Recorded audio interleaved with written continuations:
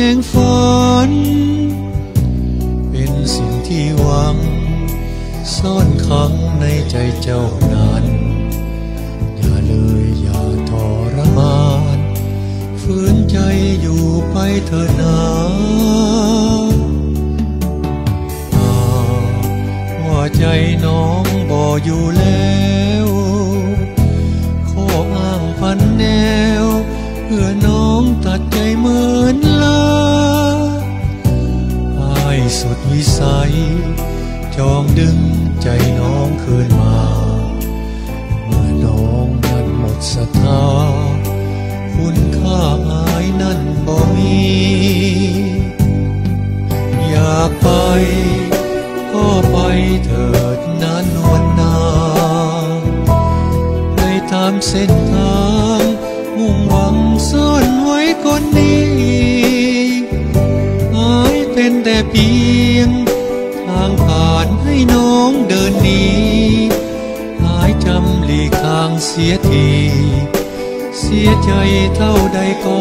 ทนอยู่ไปบ่มียังดีเมื่อเฮาบ่มี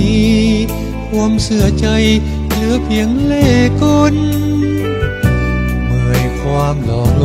วงต่อความมายาของคนสาบแล้วจงไปให้พ้นโทษคนน่าสื่อใจมา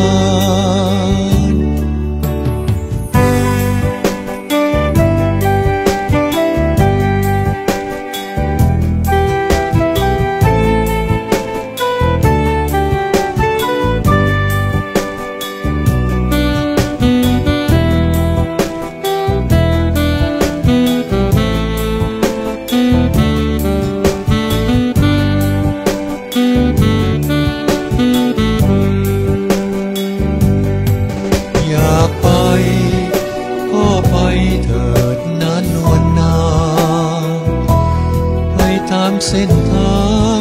มุ่งหวังซ่อนไว้คนนี้อายเป็นแต่เพียงทางผ่านให้น้องเดินหนีอายจำหลีกทางเสียทีเสียใจเท่าใดก็ทนอยู่ไปบ่มียังดีเมื่อเฮาบ่มีความเสื่อใจเหลือเพียงเล่ห์กลเมื่อยความหลอกลวงต่อความมายาของคนสาบแล้วจงไปให้พ้น